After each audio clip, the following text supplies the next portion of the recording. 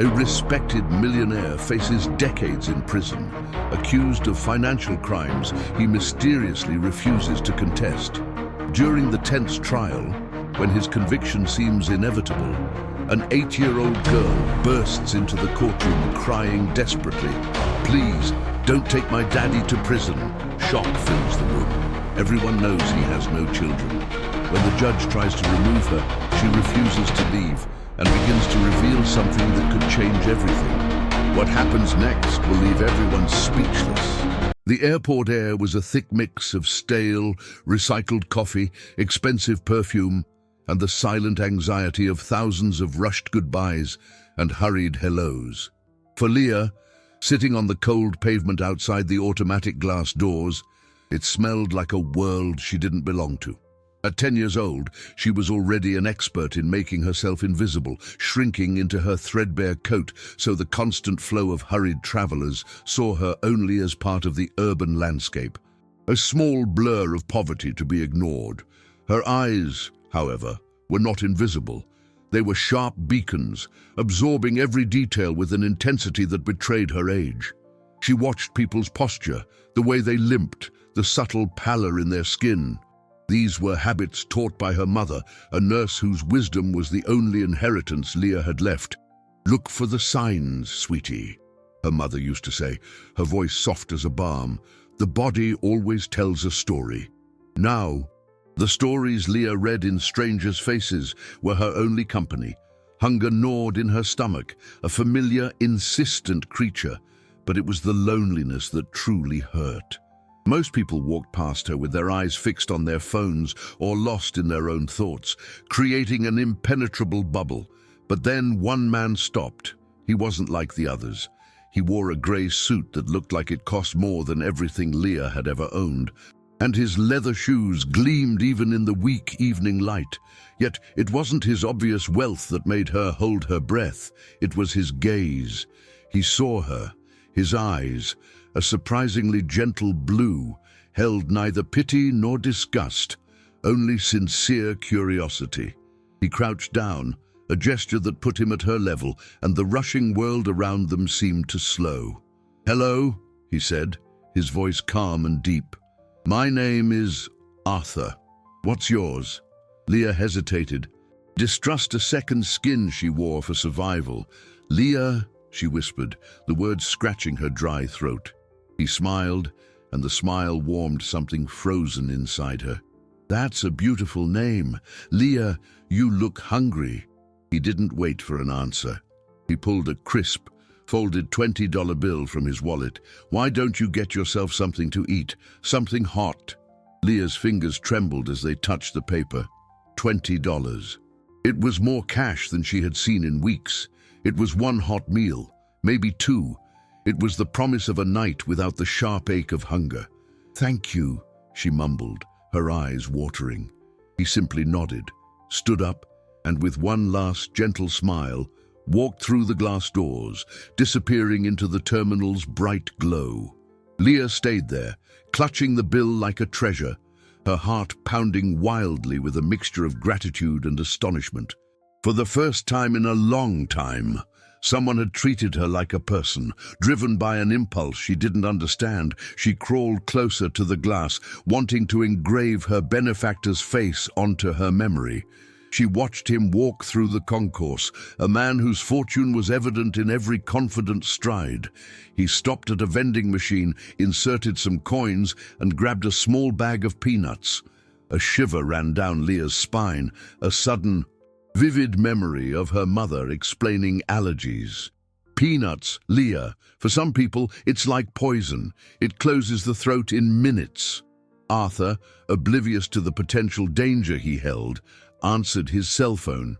He gestured, immersed in a business conversation about investments and capital, as he distractedly ripped open the package. With the phone still pressed to his ear, he scooped a handful of peanuts into his mouth. The sound of his chewing inaudible through the glass, but the image terrifyingly clear to the girl, watching him with a rising, inexplicable dread. The cold glass pressed against her forehead was the only thing anchoring her to reality. On the other side, Arthur continued his call, his brow furrowed in concentration, discussing numbers Leah couldn't comprehend. Words like stocks, dividends, and net worth floated in inaudible fragments. For him, it was just another business day, managing the vast wealth that surrounded him like an invisible aura. For Leah, the bag of peanuts in his hand was a ticking time bomb. Every time he raised a handful to his mouth, her heart gave a painful leap. Her mother's voice echoed in her mind, clear as the day she first heard the lesson. They were in their cramped apartment, the smell of disinfectant and sickness heavy in the air, while her mother, weak but lucid, showed her pictures in a medical book. Look, anaphylaxis, Leah, the face swells, the skin turns red, but the worst is here. She pointed to a diagram of the human throat. It all seals up. The person can't breathe. It's fast, terrible. Arthur coughed. It was a small, discreet cough he tried to disguise, nodding to the person on the other end of the line as if nothing was wrong. But Leah saw it. She saw the way his free hand moved subtly toward his collar, as if it had suddenly tightened. He ate another peanut. The cough returned, stronger this time, a harsh sound that made a few heads briefly turn in his direction before they returned to their own concerns. Panic began to bubble up in Leah's chest, hot and sharp. She saw the color drain from his face, a reddish hue spreading across his cheeks and neck. He began to gesture more frantically into the phone, his voice now tense, hurried. He knew something was wrong. Leah's street instincts, sharpened by years of survival, screamed at her to stay quiet, stay invisible. No one wanted her here. Entering the terminal meant being thrown out, perhaps worse. The security guards were big and had no patience for kids like her. But then Arthur's eyes widened. The phone slipped from his hand, clattering on the polished floor. Both hands shot to his throat, fingers clutching his neck as if he could rip away the invisible force that was suffocating him. His chest heaved violently, but no sound came out except a sharp, terrifying wheeze. The people around him finally noticed. A circle of shocked, confused faces formed, but no one moved. They were paralyzed by uncertainty, by the fear of doing the wrong thing. To them, it was a stranger having a medical episode. To Leah, it was the man who had seen her, who had given her $20 and a glimpse of kindness. It was her mother's lesson come to life. In that instant, the conflict inside her dissolved. The fear of getting caught was nothing compared to the terror of watching a good man extinguish right before her eyes. The memory of her mother, the pain of not being able to save her, merged with the scene in front of her. This time, she knew what to do. She wouldn't stand by. Clutching the $20 bill in her pocket, the last remnant of his kindness, she got up. With a cry caught in her throat, she ran toward the glass doors, which opened with a soft whoosh, inviting her into the center of the disaster. Leah burst into the terminal like a small fury, pushing past the legs of paralyzed adults. The sound inside the concourse was a chaos of overlapping voices, sharp cries, confused murmurs, and the useless "someone call an ambulance" repeated like an impotent mantra. To Leah, it was all white noise. Her ears and eyes were tuned to a single frequency, the man on the floor. Arthur Graves was convulsing, his face swollen and a terrifying shade of purple. His eyes, once so gentle, were now wide with panic, and his lips had a bluish tinge that Leah instantly recognized from her mother's books. Cyanosis, lack of oxygen. The wheezing she had heard from outside was gone, replaced by an even more terrifying silence. His airway was completely closed.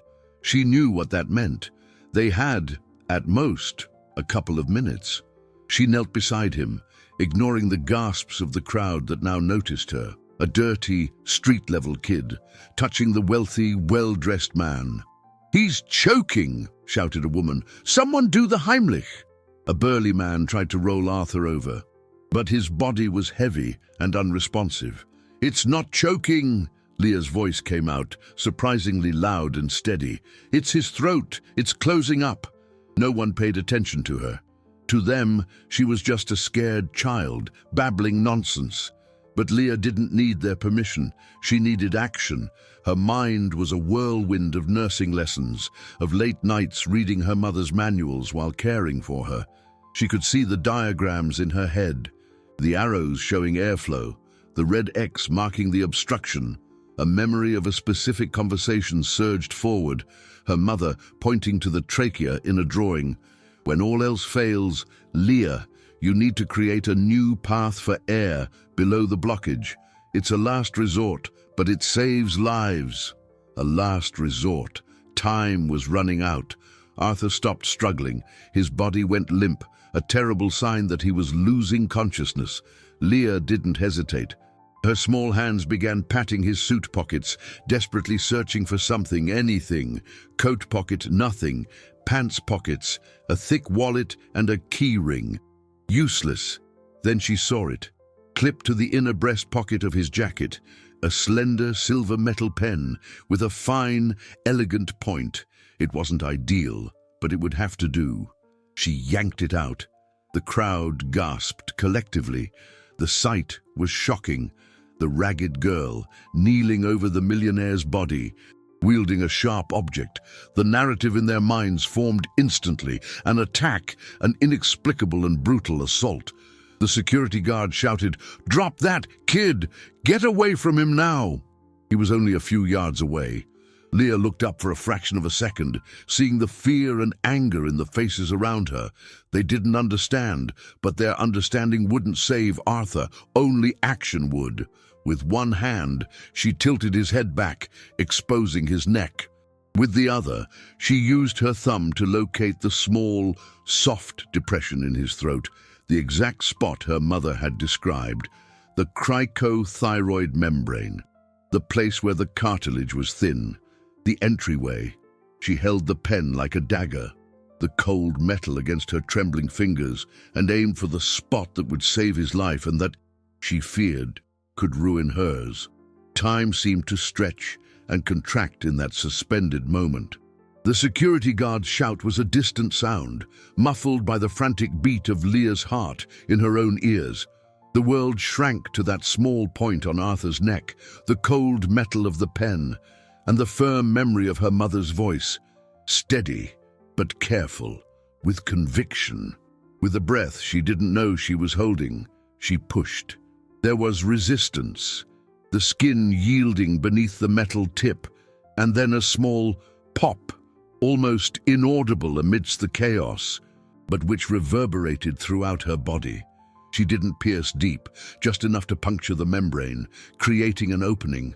For one terrifying second, nothing happened. Silence. Then, a sound, a faint yet distinct whistle, the sound of air being sucked into Arthur's starved lungs. A whispered miracle. The bluish tone on his lips began to recede, replaced by a pale pink. His chest, previously still, moved with a shallow, ragged inspiration.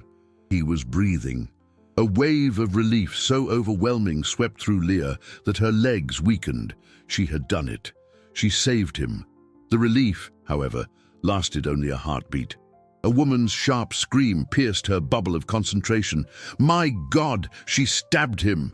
The crowd's perception, distorted by panic, solidified into a horrifying certainty. Before Leah could even process the words, iron hands grabbed her arm, yanking her up with a force that made her bones ache. The silver pen, now stained with a single drop of blood, fell from her fingers and rolled across the floor with a metallic clink. I got you, you little menace. The security guard snarled in her ear, his breath hot with coffee and rage on her face. No! Wait!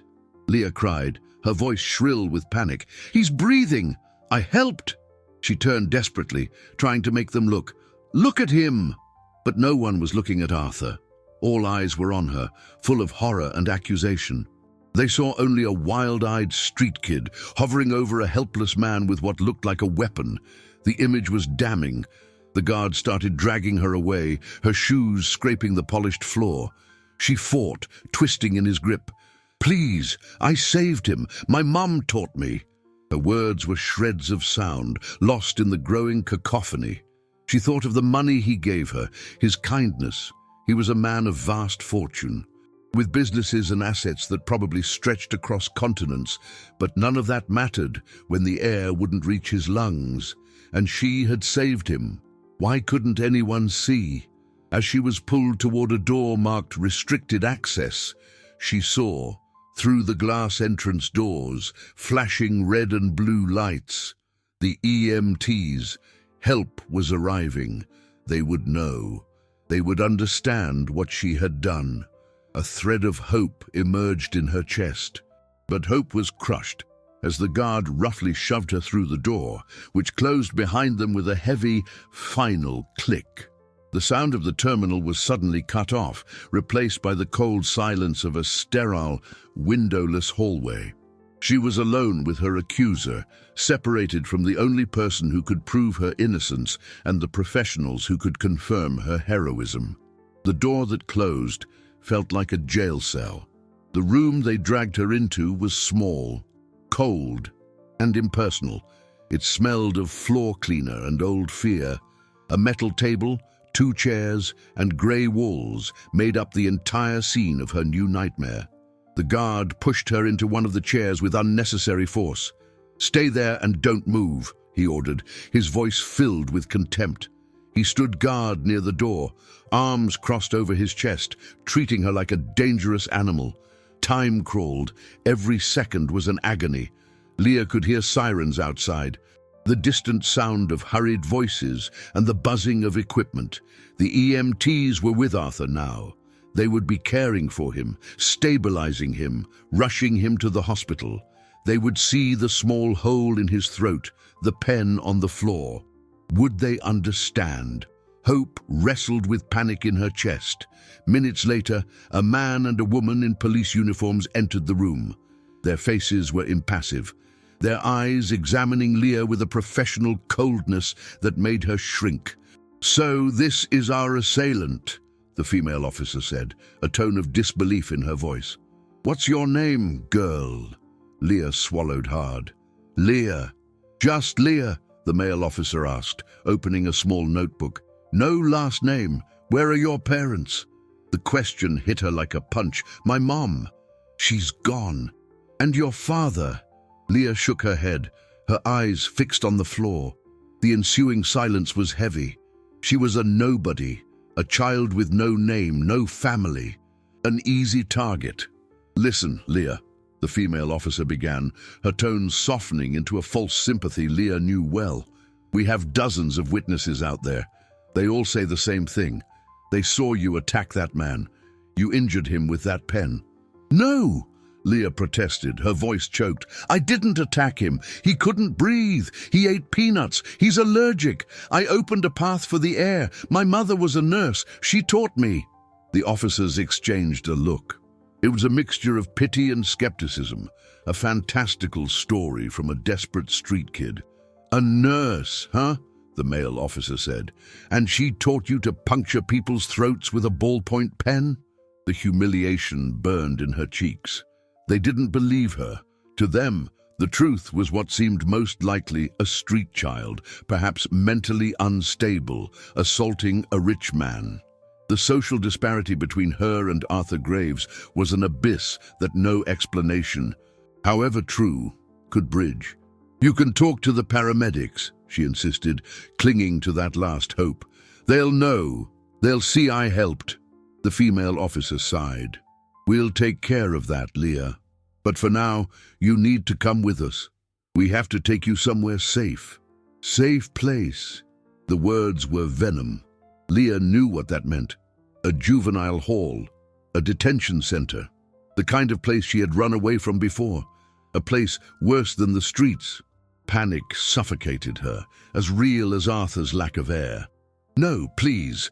I didn't do anything wrong, I swear." Her pleas were useless. The male officer approached and, with a kindness that was almost crueler than the guard's brutality, took her arm. "Come on, kid. It's over." As they guided her out through a back door, away from the terminal's chaos, Leah's heart sank. The last thing she heard before the door closed was a paramedic's voice coming down the corridor. Loud and clear, full of urgency and astonishment. "That cricothyrotomy is perfect. Was that done in the field? Who the hell performed that here?" But the question was lost to the air, and Leah was led into the darkness. Her heroic action interpreted as a crime, her identity reduced to an anonymous aggressor. The juvenile detention center smelled of disinfectant and hopelessness. The walls, painted a sickly beige, seemed to absorb light and joy. Leah was taken to a small intake room where a tired-looking woman, her hair pulled back in a tight bun, asked a series of monotonous questions. Name, age, last meal. With every answer, Leah felt a layer of her identity being stripped away, replaced by a case number.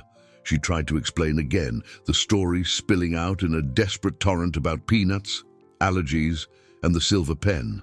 The woman simply typed into her computer, her face devoid of emotion. "All of this will be evaluated by your social worker, honey," she said, without looking up. The word honey sounded empty, a script memorized for dealing with troubled children. She was given a rough, shapeless grey uniform, and her belongings, the worn coat and the $20 bill Arthur had given her, were confiscated and put into a plastic bag. Watching the bill disappear was like losing the last connection to the kindness that had landed her in this situation. Meanwhile, miles away in a sterile hospital room, the chaos was of a very different nature.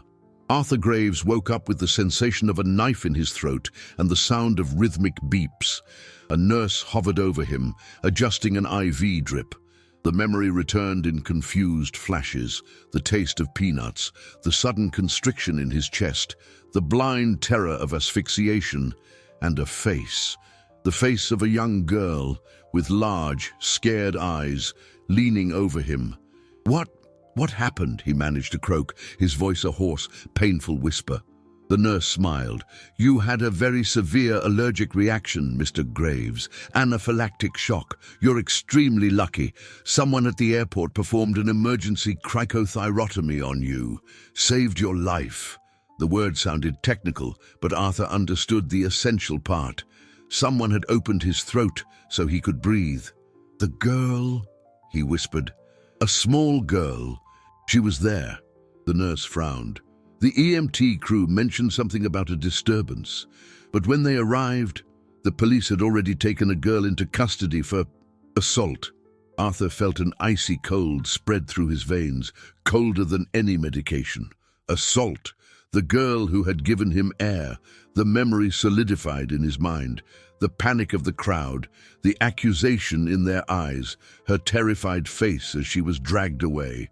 "No," he tried to say, but the word came out as a groan. "She didn't assault me. She saved me." He struggled to sit up, ignoring the sharp pain in his neck. "I need to speak to the police. They have made a terrible mistake." The nurse tried to calm him, insisting he needed rest, but Arthur barely heard her. The image of Leah's face, her desperate courage, was etched in his mind. He, a man whose net worth was built on risk calculations and logical decisions, owed his life to an act of pure, instinctive compassion from a child he barely knew. A child who, because of him, was now locked up, accused of a crime that was, in fact, an act of heroism. He thought of his lawyers, his power, his vast network of contacts. All his wealth and capital seemed useless if they couldn't correct this colossal injustice. "Get me my phone," he ordered the nurse, his voice gaining strength with the adrenaline of indignation. "Now, I have to make a call." The system that had swallowed his savior didn't know who it was dealing with. Arthur Graves wasn't just a rich man. He was a man who paid his debts, and he owed his life to Leah. The first few days in the detention center were a blur of silent humiliation. Leah moved through the gray hallways like a ghost, the accusation of assailant hanging over her. The other kids, older and hardened by the system, watched her with a mixture of curiosity and contempt. The story of how she got there, distorted and amplified by rumors, turned her into an outcast. That's the girl who stabbed a rich guy at the airport, they whispered when she passed. Leah didn't try to defend herself. Hopelessness was like a heavy blanket, smothering her voice and her will. Her social worker, a woman named Ms. Davis, listened to her with an expression of rehearsed patience, but her eyes revealed what she really thought.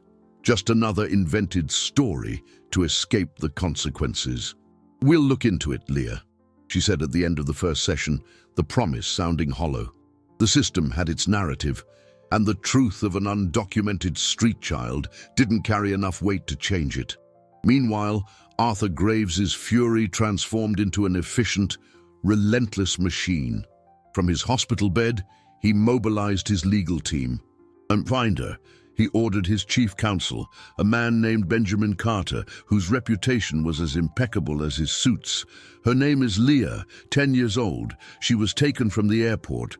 I don't care about the costs, the resources, just find her." The search, however, proved more complicated than expected. The system seemed to conspire to keep Leah hidden. Airport records were vague, the police were evasive, and Child Protective Services was overwhelmed and slow. Every call from Carter hit a new wall of bureaucracy. It was as if the girl had been swallowed by a glitch in the system, an error no one wanted to admit. Arthur, frustrated and still recovering, used the only weapon he had left: his influence. He placed a call to the editor of a major newspaper, an old friend. He didn't tell the whole story, just enough to light a spark. "There's a story of heroism at the airport that's being suppressed," he said. "A story involving a child and a major injustice." The spark caught fire. A small article, buried in the local news section, appeared 2 days later. "Mystery at the Metropolitan Hub. Who saved billionaire Arthur Graves?" The article briefly mentioned the emergency procedure and the confusion involving an unidentified minor. It wasn't much, but it was enough. At the detention center, Leah's grim life continued its course. She was sitting in the cafeteria, pushing tasteless food around her plate, when one of the guards called her name. "Davis wants to see you now." Leah followed the guard to the social worker's office, her heart pounding with familiar fear. But the Ms. Davis waiting for her was different. Her professional boredom had vanished, replaced by nervous agitation. On her desk, next to a stack of files, lay the morning newspaper open to the Arthur Graves story. "Leah," she began, her voice strangely cautious, "we received a call from the attorney for a Mr. Arthur Graves." Leah looked up, her breath catching in her throat. Is he okay?" Ms. Davis hesitated, her eyes flicking from Leah's face to the newspaper. "He is fine, and he is looking for you. Apparently, your version of events may have some merit." It was the first sliver of light in the darkness, but the light brought with it an unexpected shadow. The office door opened, and 2 men in suits entered. They were not Arthur's team. Their smiles were cold, predatory.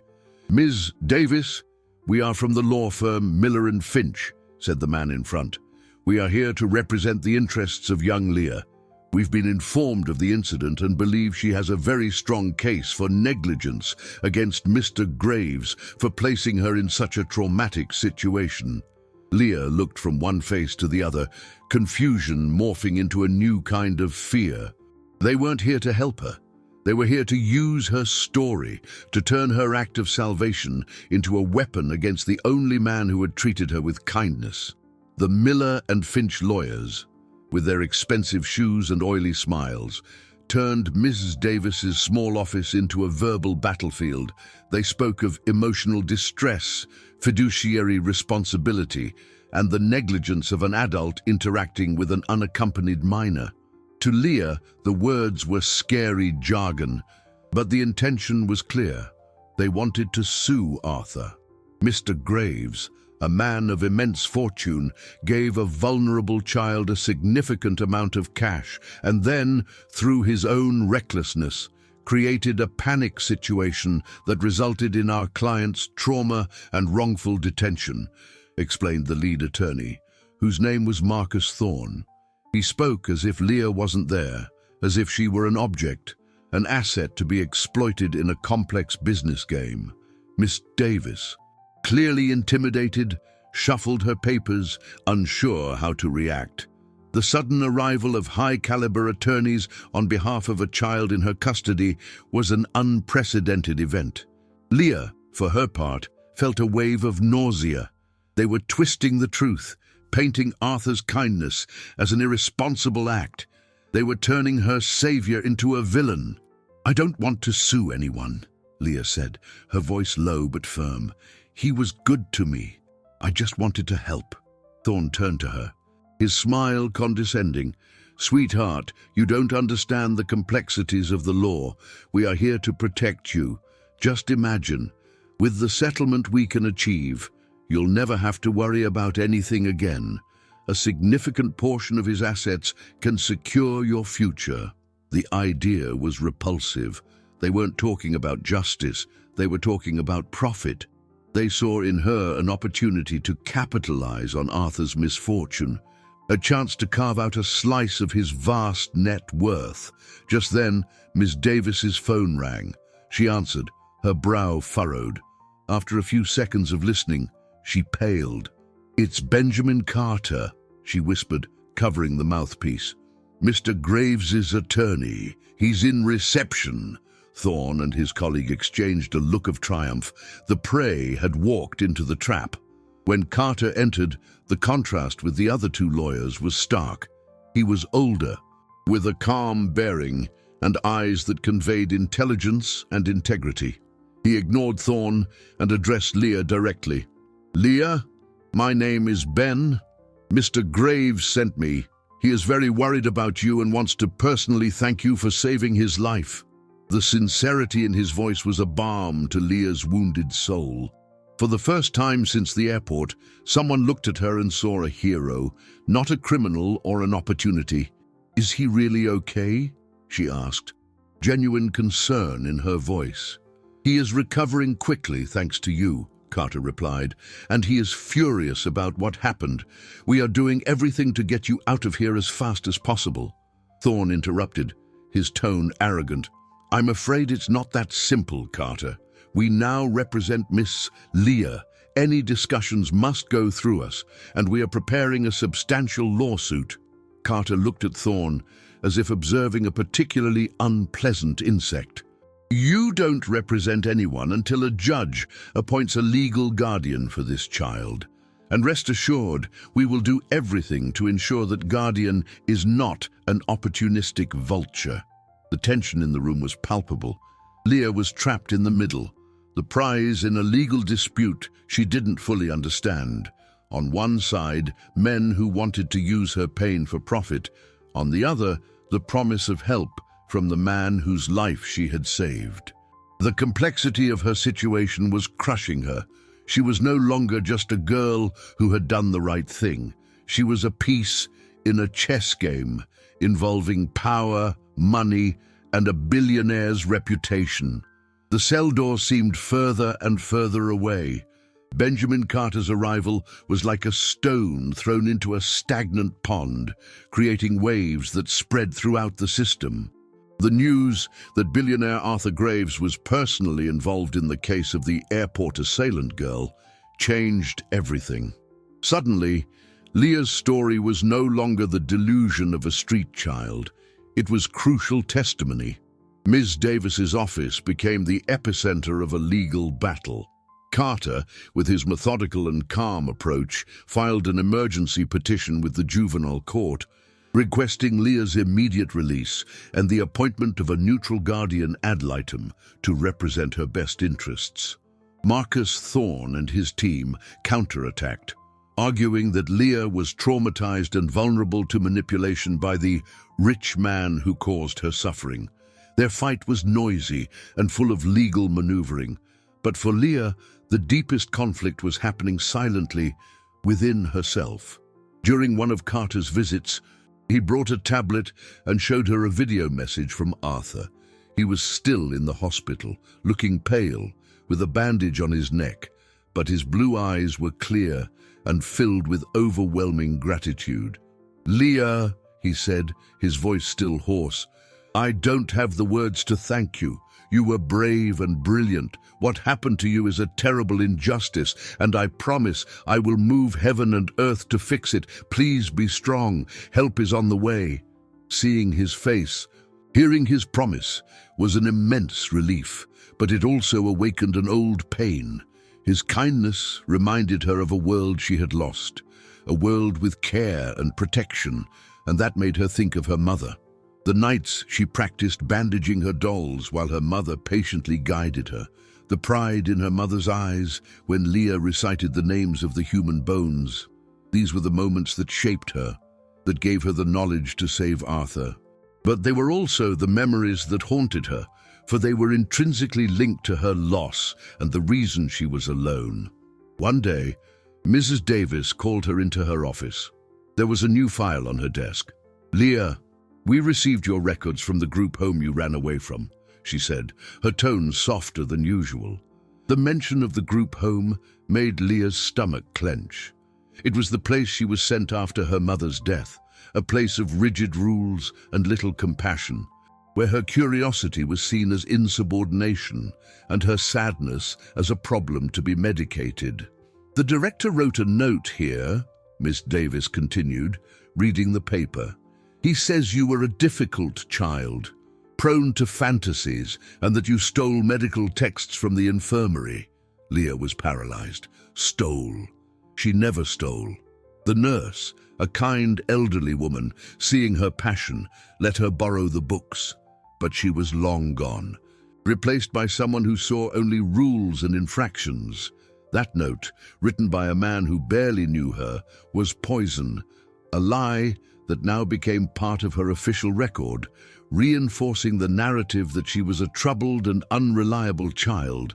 It was the perfect obstacle for her detractors. Thorne and his team could use it to paint her as a chronic liar. The prosecution could use it to validate the assault charge. It was her word, a 10-year-old runaway, against that of an institution. The system that was supposed to protect her was, in fact, building her cage, brick by brick, with the lies of the past. The revelation of the group home report was a devastating blow, but Benjamin Carter was not a man easily rattled. "Lies on paper are still lies, Leah," he said during his next visit, his eyes fixed firmly on hers. "The truth carries more weight. We just need to find a way to make it heard." He began working on a new strategy. Instead of just fighting the bureaucracy, he decided to bring the truth to light. With Arthur's permission, he hired a medical expert, a renowned trauma surgeon, to analyze the case. Dr. Evans, a man with grey hair and a serious expression, examined the photos of Arthur's injury and read the EMT reports. His conclusion was unequivocal. "Whoever performed this procedure," he said in a recorded deposition, "not only saved Mr. Graves's life, but did so with remarkable precision. The depth, the angle, the location. It's the kind of procedure medical students take months to master in simulators. To do it under pressure, with an improvised instrument like a pen, in a chaotic environment. It's not just skill, it's a gift." Dr. Evans's words were a powerful weapon for Leah's defense. But the battle was far from over. The prosecution, sensing the public and institutional pressure not to admit such a grave error, doubled down. They introduced a new complication: Leah's status. As an undocumented minor without identified legal guardians, they argued that she posed a flight risk, and worse, raised the possibility of deportation. "We don't know where she came from. We have no birth certificate," the prosecutor said in a preliminary hearing. By the rules, she could be deemed an illegal immigrant and sent to a repatriation center. The threat was terrifying. Being sent to an unknown place, a country she might never have known, was a fate worse than the detention center. It was complete erasure. Leah felt the ground disappear beneath her feet. She was born here, in this city. Her mother was buried in a small cemetery on the outskirts, but without papers to prove it. Her existence was questionable in the eyes of the law. Arthur's situation was also complicated. The Miller and Finch lawyers, seeing their plan to sue him on Leah's behalf failing, changed tactics. They began leaking information to the tabloid press, painting Arthur as an irresponsible billionaire whose careless generosity toward an unstable street girl had caused the whole incident. Articles with flashy headlines appeared online. Millionaire's handout that almost ended in tragedy. The attack on his reputation was calculated, an attempt to pressure him into a settlement, to pay for the problem to disappear. Arthur, however, refused to yield. Every attack only strengthened his resolve. He now saw that he was not just fighting for Leah. He was fighting against a cynical system that punished compassion and rewarded greed. He used his resources not to defend himself, but to counterattack. He hired a team of private investigators. Their mission: find the truth about Leah's past, unearth proof of her identity, and, most importantly of all, locate the one thing that could unequivocally prove what happened at that airport, the security camera footage. But when his investigators requested the tapes, they hit a new, insurmountable stone wall. The airport administration, after days of evasiveness, finally gave an official response. The recordings from the day of the incident, from that specific time and location, had been regrettably lost due to a technical failure. The news of the lost security footage was a punch to the gut for everyone fighting for Leah. For Benjamin Carter, it was confirmation of his worst suspicions. Technical failures happened, but the coincidence was too blatant to ignore. "They are covering it up, Arthur," he said on the phone. His voice strained with frustration. Someone at the airport failed. The security guards were slow to act. No one recognized a clear medical emergency. They'd rather let a child be crucified than admit their own incompetence. The tapes aren't lost, they're buried. For Leah, the news was even more devastating. Those tapes were her evidence, the silent eyewitness that could validate her story beyond any doubt. Without them, it was her word against dozens of frightened adults, and the weight of a system that refused to admit fault. The hope that had begun to blossom in her chest started to wither, replaced by the familiar cold of resignation. Perhaps her fate was always this: to be misunderstood, judged, and punished for trying to do good. The custody hearing was scheduled. It was the deciding moment. The judge would rule whether Leah would remain in state custody, facing potential criminal charges and deportation, or whether Arthur's petition to assume temporary guardianship would be granted. The courtroom was imposing and cold, a place where humanity seemed to be squeezed out by formalities and legal jargon. Leah, sitting next to Carter in a new blazer he had bought for her, felt small and insignificant. Across the room was the prosecutor, a severe-faced man, and in a corner, Marcus Thorne watched, his face a mask of professional interest, still hoping for an opportunity to profit from the outcome. Arthur, against his doctor's advice, was present. He sat in the front row, his posture erect, his gaze fixed on the judge, a lion ready to defend his savior. His presence filled the room, a silent reminder of the power and net worth at stake. The prosecutor argued first, his voice echoing through the room. He painted a picture of Leah as a dangerous unknown. He cited the group home report, the lack of documents, the very violent act of puncturing a man's throat.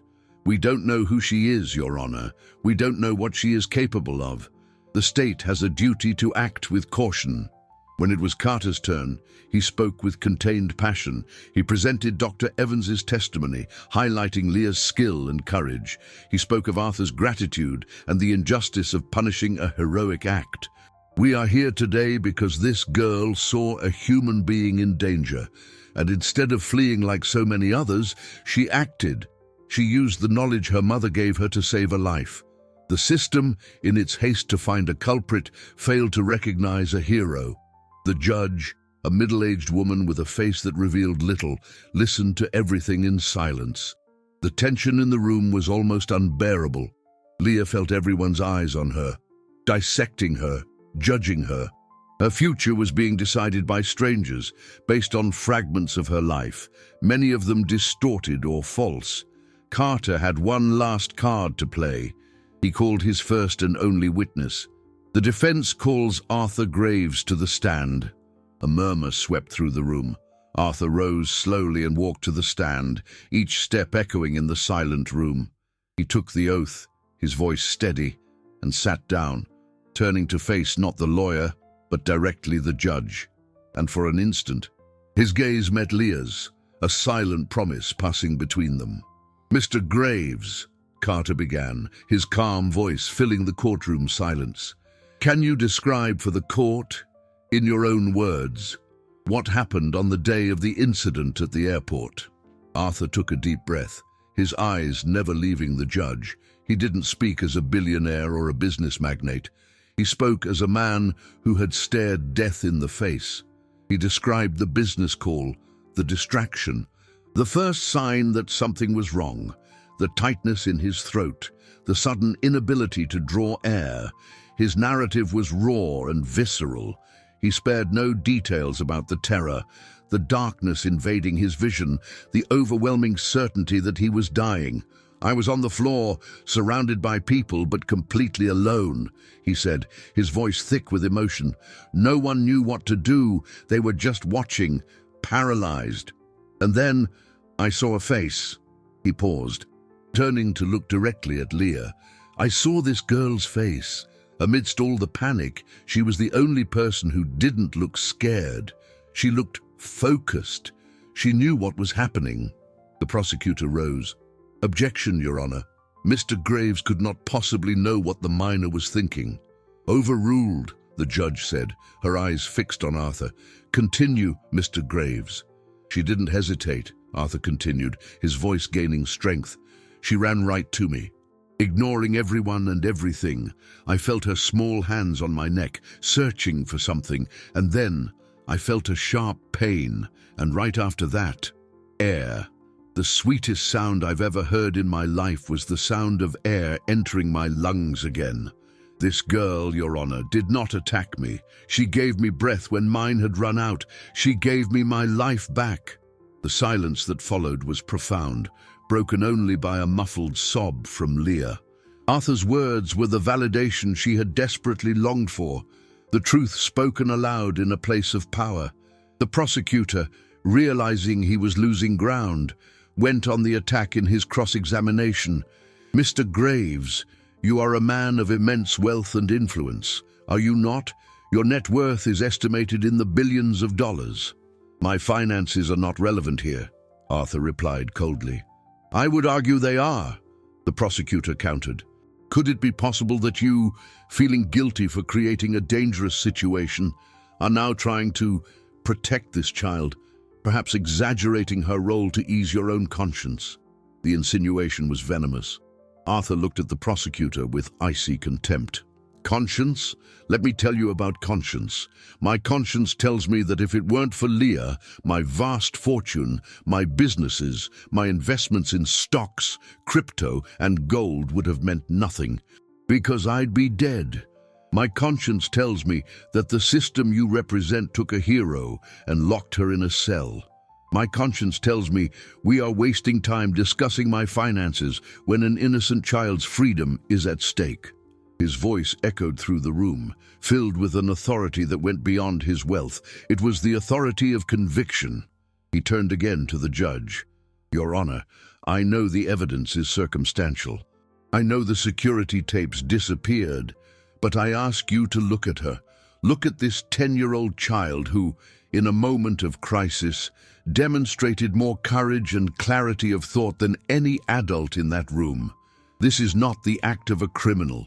It is the act of someone with a rare gift. To punish that would not just be an injustice, it would be a sin." He finished, his chest heaving. The room was in stunned silence. The judge looked from Arthur to Leah, and for the first time, her impassive face softened with something that looked like understanding. She picked up her gavel, but before she could strike it, a bailiff hurried into the room and handed her an envelope. She opened it, read the contents, and her eyes widened. She looked at the prosecutor, then at Carter, and finally at Arthur. "Mr. Carter," she said, her voice carrying a new weight, "it appears new evidence has just surfaced. The airport security footage was not lost, after all." The judge's declaration dropped onto the courtroom like a bomb. Marcus Thorne straightened in his chair, smelling a twist in the air. The prosecutor paled, looking genuinely surprised. Benjamin Carter and Arthur exchanged a look of cautious triumph. The judge explained that an anonymous airport employee, plagued by guilt, had delivered a copy of the recordings to a local news channel, which in turn handed it over to the authorities. A technician quickly prepared the video for display. The large screens on the courtroom wall came to life, showing the grainy, black-and-white image of the airport concourse. The entire room held its breath. The video showed everything, exactly as Leah and Arthur had described. Arthur's kindness outside, the purchase of the peanuts, his distracted business call. Then, the collapse. The camera captured the crowd's panic. The inaction of the security guards who stood yards away, chatting among themselves. And then, it showed Leah, a small, determined figure running against the tide of inertia. The image was unmistakable. There was no aggression. There was desperation, precision, and a breathtaking act of salvation. The video showed the relief on her face, followed immediately by the terror as she was grabbed and dragged away. When the lights came on, a heavy silence hung over the room. The truth, naked and raw, had been exposed. The prosecution's narrative fell apart into dust. The judge looked at the prosecutor, her eyebrows raised. He stood up, adjusted his tie, and, with a voice stripped of its former arrogance, said, "Your Honor, in light of this new evidence, the state drops all charges against the minor." The judge struck her gavel. "Case dismissed." But she didn't stop there. "And let the record reflect," she added, her voice sharp, "that this court will initiate a full investigation into the conduct of the airport administration and the juvenile detention center in this matter. Justice did not fail this child today." Leah felt as if a 200-pound weight had been lifted from her shoulders. Warm, silent tears rolled down her face, tears not of sadness, but of an relief so profound it hurt. Arthur, ignoring all protocol, rose and went to her. He knelt in front of her, just as he had done outside the airport, and placed his hands on her shoulders. "It's over, Leah. You are safe now." In the days that followed, the story exploded in the media. Leah, the assailant girl, was rebranded as the airport angel.